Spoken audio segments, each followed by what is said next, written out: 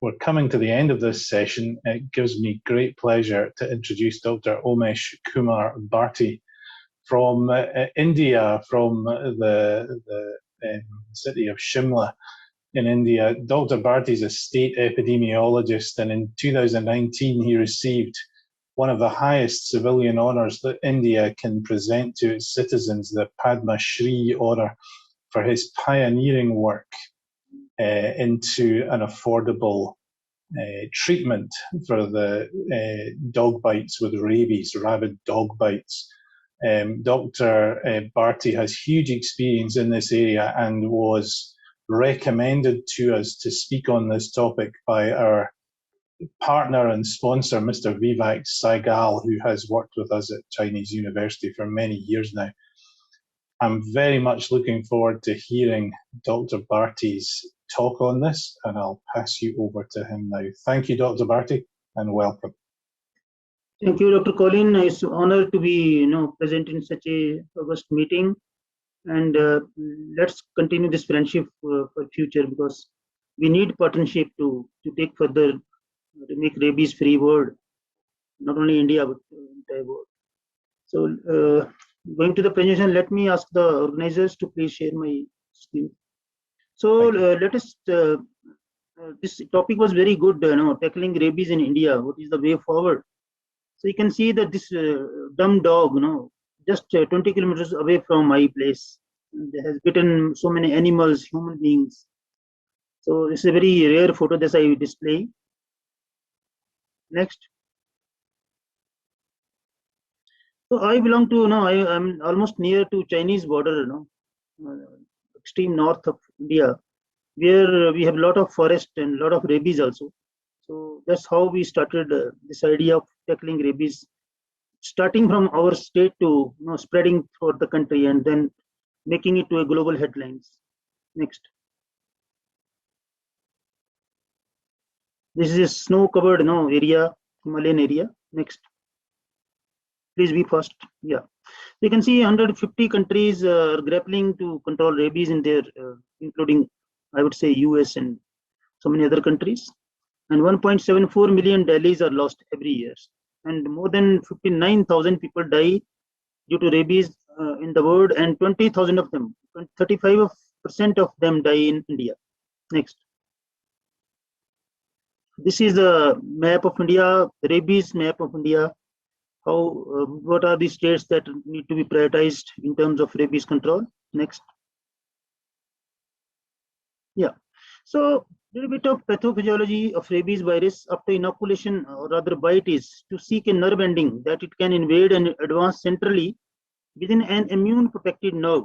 If this happens within a week and before sufficient circulating antibodies appear due to vaccination, such a patient is likely to be doomed.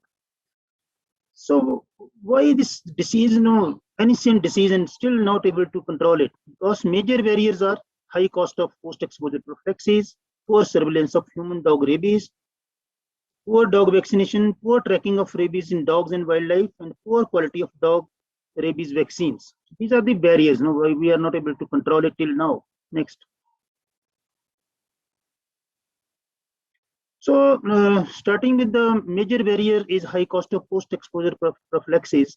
The annual estimated number of dog bites in India is 17.4 million, leading to estimated 20,000 cases of human rabies per year, and 6 to 7 million bites are reported for post-exposure prophylaxis in India.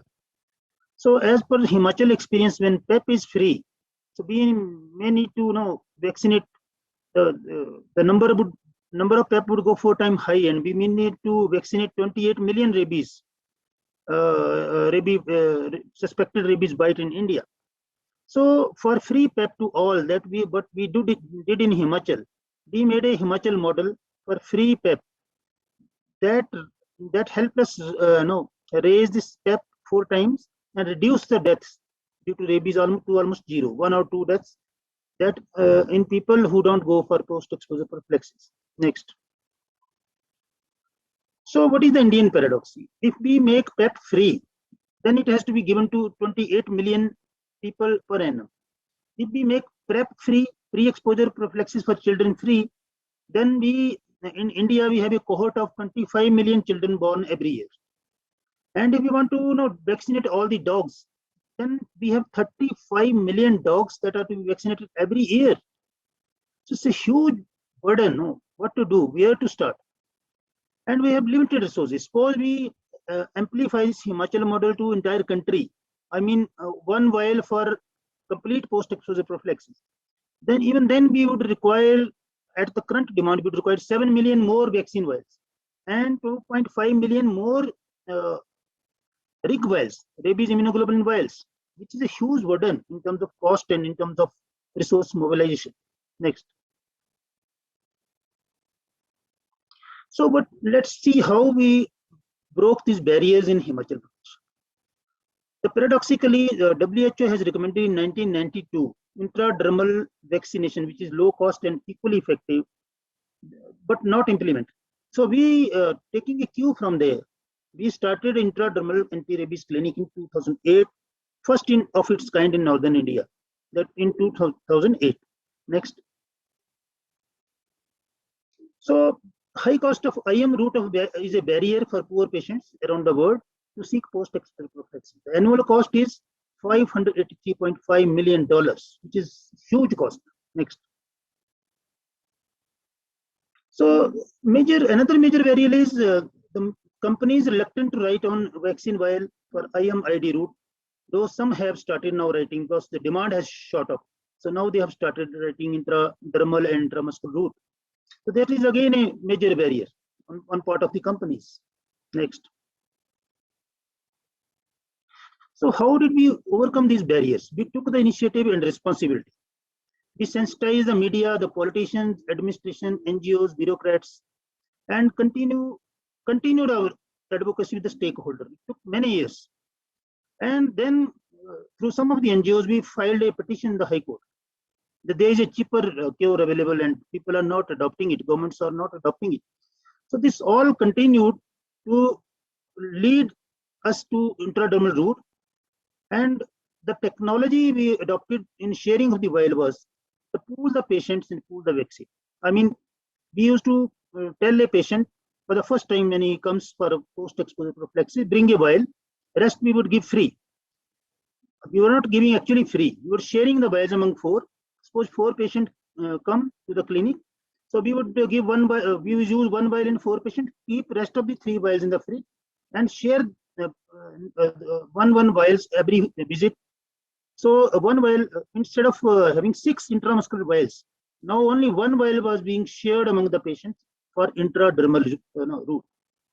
So now the cost was so little that the government, instead of asking patient to bring the vial, government made it free to all in 2010. So that's how we made vaccine free to all. Next.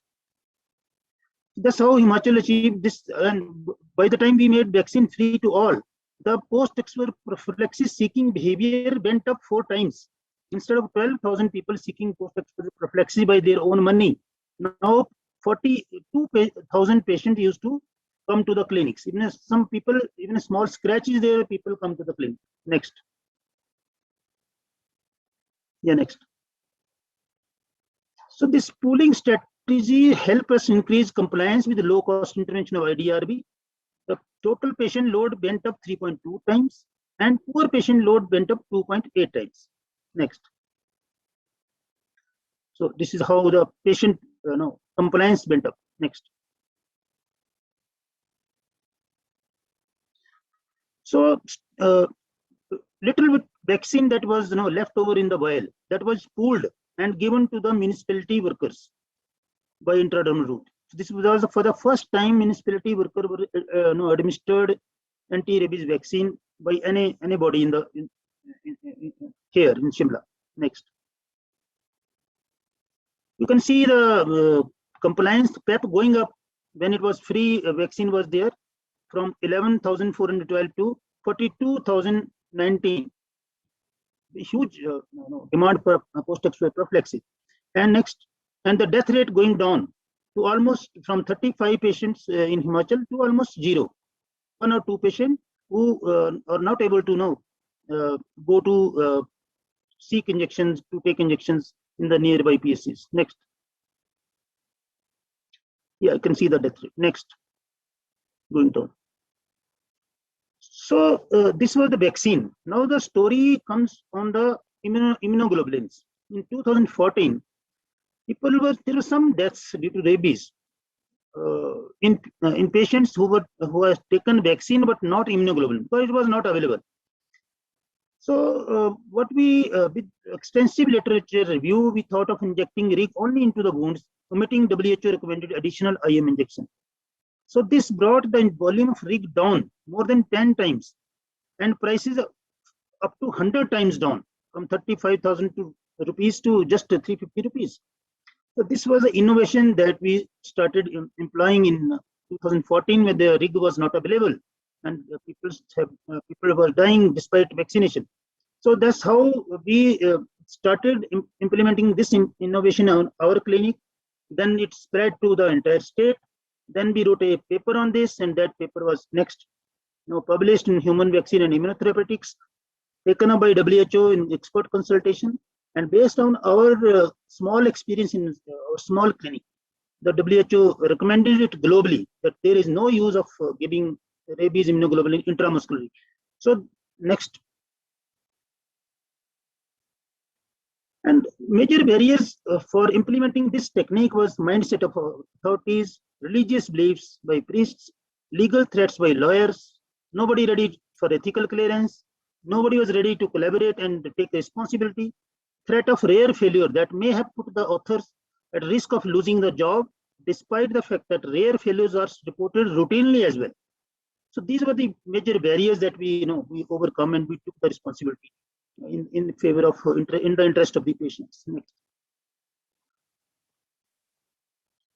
Most of the victims bitten by possible rabid animal don't get WHO recommended management due to unaffordability. In an era of non-availability of e-rig in 2014, Himachal is a state in India that started injecting only white wounds with available equine rig for all at-risk patients. We have shown this to be affordable and life-saving by injecting only the wounds as soon as possible after the bite within 7 days with intradermal vaccine. And we have 90 pooling centers now for rabies post-prophylaxis in Himachal Pradesh. Next.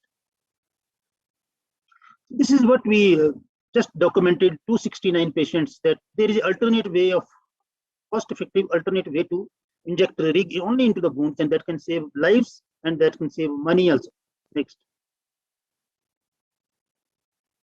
So this paper was reviewed by WHO, and then they sought more evidence, more data, and this another paper was written that including more than 7,000 patients, and that was a huge data set. Next. Fortunately, we didn't have any deaths reported in all the patients that we injected only wound infiltration along with intradermal rabies vaccination. Next. You can see this photo is very precious to me because we not only are injecting a small puncture wound by a monkey, but you can see the thumb.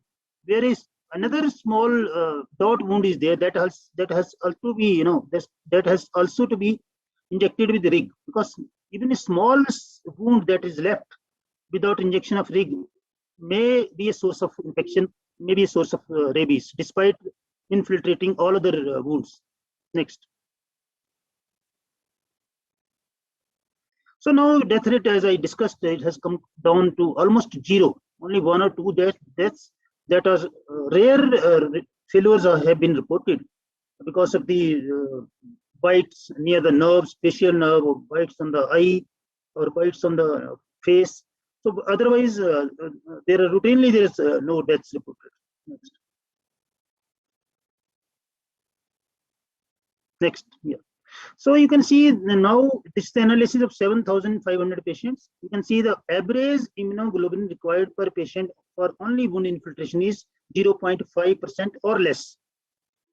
Sometimes only 1 drop is required, just for a puncture wound, just a drop is next. Next.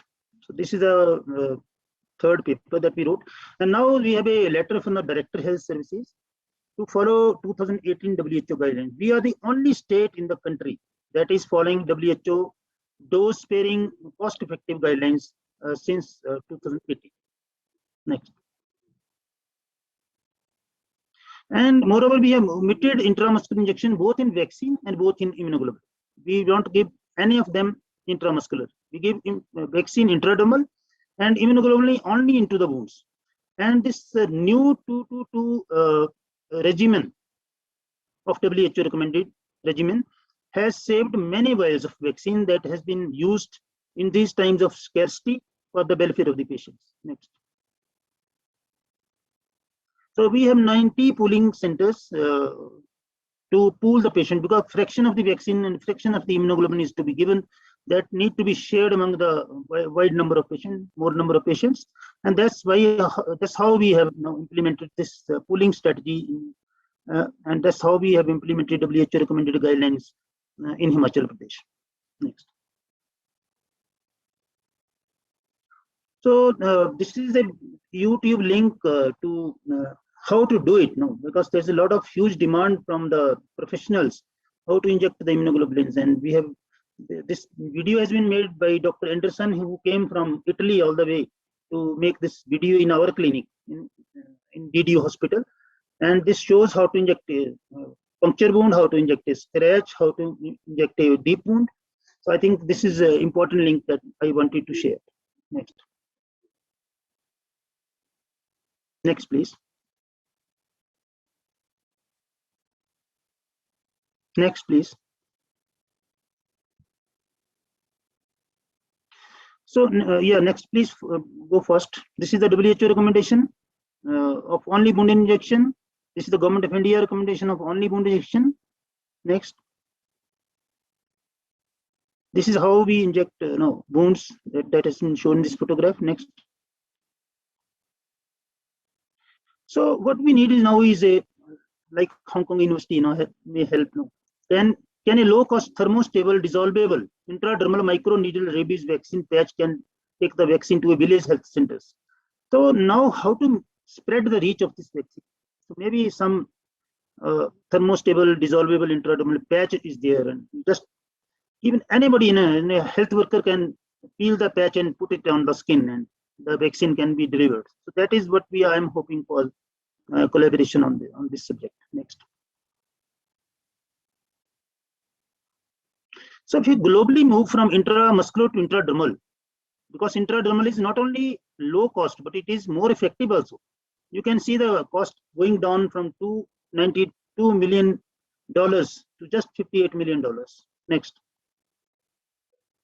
And if you go from for immunoglobulin, if we implement this Himachal model throughout the world, we can save, the cost can go down from $120 million to $10 million.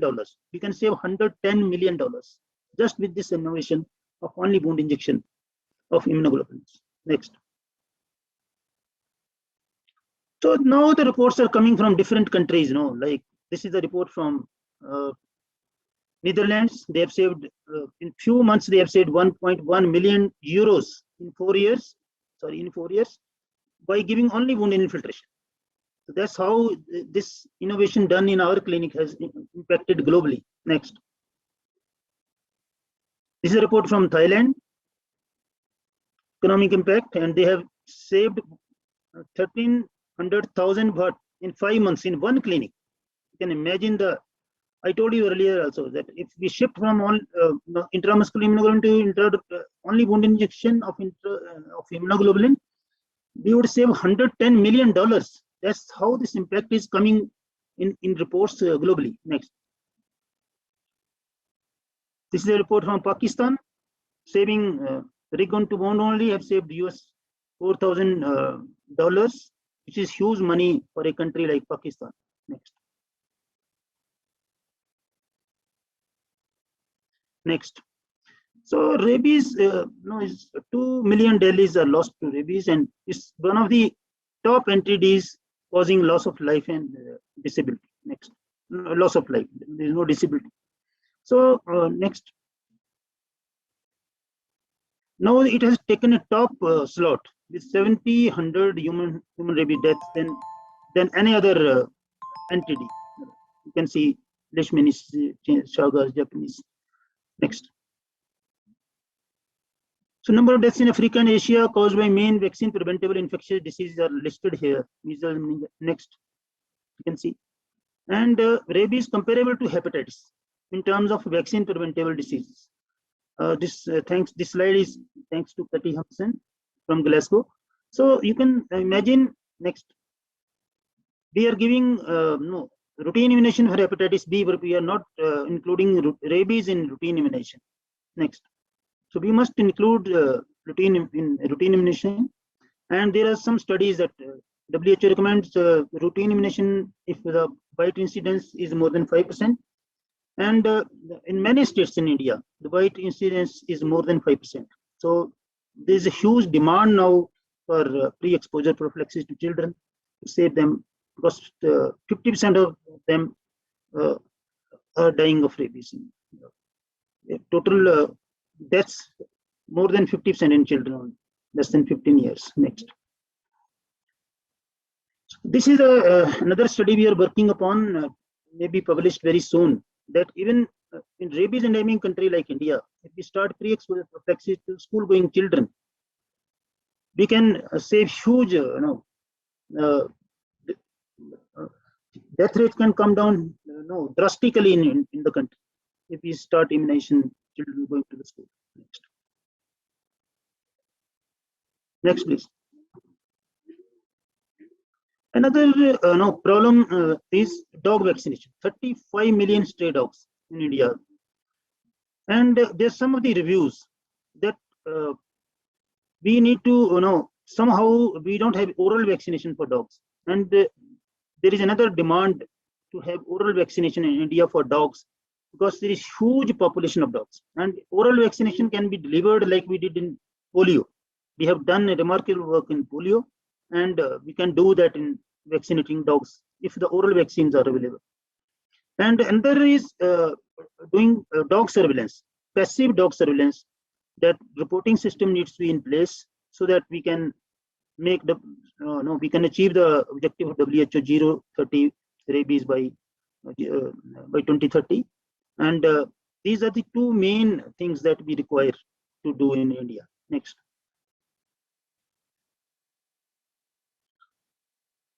So the current program of vaccination is not working, of sterilization is not working, because there is a failure of dog vaccination that's not able. Vaccinated dogs are not showing. 50% of the vaccinated dog in India are not showing rabies antibodies despite vaccination. It is a huge burden and huge you say worry for people who think their dogs are vaccinated and they need not to go for post-exposure prophylaxis. So what is another thing that we need to vaccinate?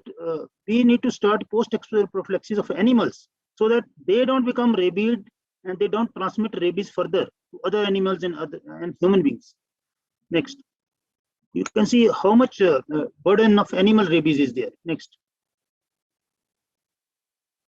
800 million livestock losses are there. Overall, 4 billion are spent on rabies vaccination. Still, these losses are there globally. Next. Next. So another innovation that we have done in Himachal Pradesh is the low-cost animal prophylaxis, which is giving vaccine intradermally and then injecting wounds only by injecting rabies immunoglobulin only into the wounds. So that has saved many lives of the cows, buffaloes, horses, dogs. So I think this is another innovation that need to be spread in, especially in Asia and Africa, to save animals, because animals are backbone of the household economy in rural areas. So this prophylaxis, until rabies is controlled in the dogs, we need to follow this prophylaxis in animals. Next. You can see the dogs being bitten by a rabid dog, and if we don't vaccinate these dogs and don't give immunoglobulin into the wounds in these dogs, many of these dogs would become rabid and further spread the rabies. That is very important to give post-exposure prophylaxis in rabies endemic countries to animals as well. Next. Then another key point is surveillance of dog and human rabies cases. So we need to have a surveillance not only of dogs but human rabies cases, so that we can identify the foci of rabies and we can focus on those foci, so that resources are concentrated on on places where rabies is more, more rabies is more prevalent. Next. So it's not that India can't be rabies free by 2030. We have the capacity to manufacture rabies vaccine, rabies immunoglobulin. India has a wide cold chain and vaccine implementation network. India has shown the way to achieve 100% coverage for polio and kept the momentum going till now. India has, in COVID, India has vaccinated more than 1,800 million people. 1,800 million doses have been given to the people in India. So India can give 52 million rabies vaccine doses to as PrEP and PEP to human beings and 35 million vaccine doses to dogs. India is geared up for zero dog mediated human rabies by 2030. So that we can do it. The only thing is to coordinate the efforts from all the different departments. Next. And another way forward is financial support for trainings on how to do intradermal vaccination and local wound infiltration of RIG to different countries by experts in hospital setting, hands-on training on intradermal vaccination and only wound infiltration of RIG. And that's what this video that I showed the link is important. Next. And a lot of IEC strategy so that people seek the prophylaxis. And rabies vaccine is available everywhere. So pre-exposure prophylaxis is there, IC awareness is there, anti-rabies vaccine endemic area is there, pet birth control is there, pet vaccination is there, stray animal control is there. So all these need to be coordinated for rabies control. And intradermal is a very effective arm or armature to kill, to stop many diseases. More than 10 diseases can be controlled by intradermal vaccination like polio, hepatitis B, yellow fever, influenza, H1N1. Moreover, even COVID-19. Initial results have shown that COVID-19 vaccine given intradermally is very, very effective and just a fraction of it. So this route needs a prioritization at the global level, for not only for rabies, but for other many diseases. Next. So my sincere thanks to many world leaders, Vela Ritter, Henry Wild, Katie Hampson, Shampunnar and Madhusudana, M.K. Darshan. So many people, our government, our doctors who cooperated to make this technique successful. Next. Next. So our vision is universal access to affordable treatment. Sometimes less can be more, like intradermal route and only wound infiltration of RIG. Next. Thank you. Dr. Bharti, thank you so much for that. That was absolutely wonderful. Your last line absolutely summarizes it beautifully. Less is more. Yeah. I mean, you've made a huge impact there, obviously in Shimla and throughout the state of Himachal Pradesh. But I mean, it seems that this has the potential to go much further and much more globally. Do you see this taking off in other parts of India? And the one obviously I'm interested in here is in China, which has a huge burden as well. Yeah. Do we see any data on that coming through from other countries? You mentioned the Netherlands and Thailand. Yeah. Any other places reporting yet on this? Yeah, Colin, it's spreading slowly. Actually, the need is for trainings.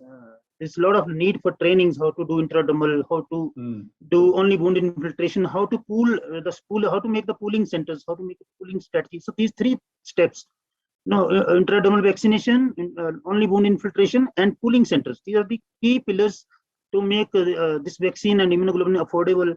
So I think we are working on that, and many states in India are adopting it. Many countries have already started sporadically in one clinic, two clinics, and many countries have changed their guidelines based on our experience to make this cost-effective and affordable. So I hope that we would certainly achieve a lot of reduction in rabies deaths by 2030. That's I'm very sure. We're very lucky in Hong Kong because we haven't had rabies for a very long time in Hong Kong, but clearly we have an enormous part of the country just to the north of us that has lots of rabies. And, you know, I think it strikes me that we should also be looking at our protocols, because we currently don't use the intradermal route to any significant degree. So it's very interesting to see how successful your program has been, and how it's such a great story of how you can overcome those barriers to make a real impact on so many patients. The burden of rabies in India, from the figures you showed, are just staggering. It's quite amazing. Fantastic job. And in the interest of time, I'm going to draw this to a close, but thank you so much for joining us today. I found that fascinating. And to finish this off, just to say, you know, as you've highlighted, the importance of vaccination as a key component of that interaction between public health and emergency care, whether it be for rabies or for COVID-19, as we've all been through in the last 2 years, it's absolutely fundamental. Dr. Bharti, thank you very much again. That was super.